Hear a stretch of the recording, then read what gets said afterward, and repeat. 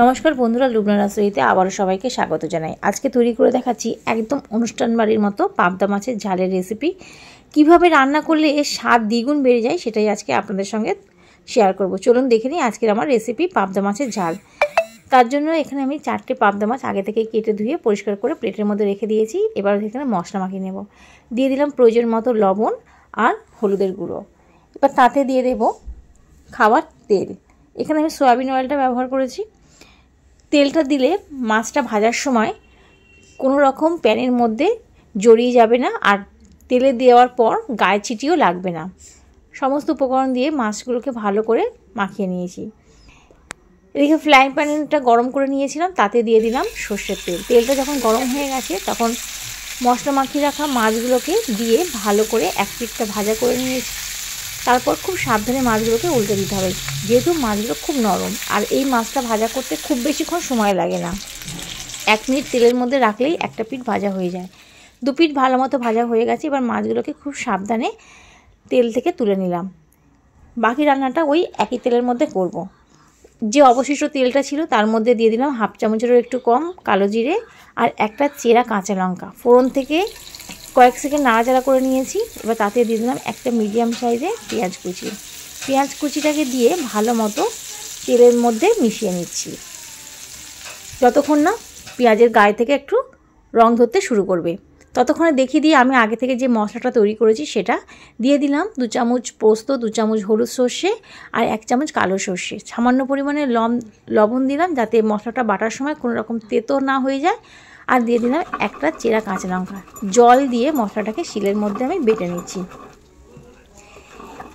এটা আপনারা মিক্সিতেও করতে পারেন, কিন্তু শিলে বাটলে মশলা বাটাটা খুব সুন্দর হয় আর এটা খেতেও খুব ভালো হয়।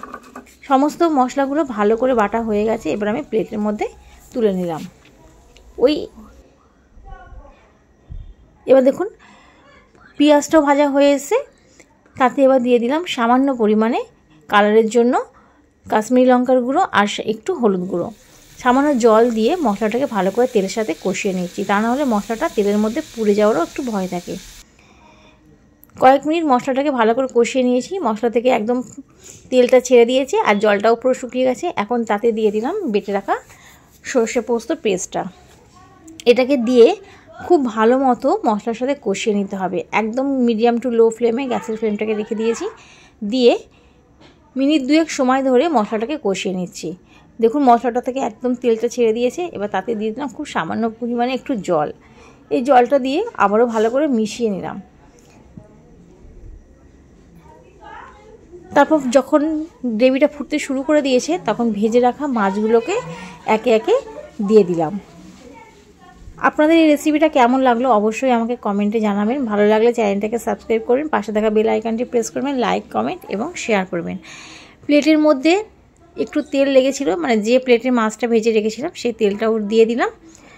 উপর থেকে এবার ছড়িয়ে দিচ্ছি ধনেপাতা কুচি আর দিয়ে দিলাম ফ্লেভারের জন্য একটা কাঁচা লঙ্কা। খুব সহজেই অল্প সময়ের মধ্যে তৈরি করে নিলাম পাবদা মাছের ঝাল। কিছুক্ষণ ঢাকনা চাপা দিয়ে স্ট্যান্ডিং টাইমে রাখার পর আমি এটাকে পরিবেশন করছি। দেখুন দেখতে কতটা সুন্দর হয়েছে। এটা গরম ভাতের সাথে পোলাওর সাথে খেতে খুবই ভালো লাগলে অবশ্যই একবার বন্ধুরা এরকম পদ্ধতিতে পাবদা মাছের ঝালের রেসিপিটা তৈরি করে দেখে নেবেন যে খেতে কতটা সুন্দর হয়েছে।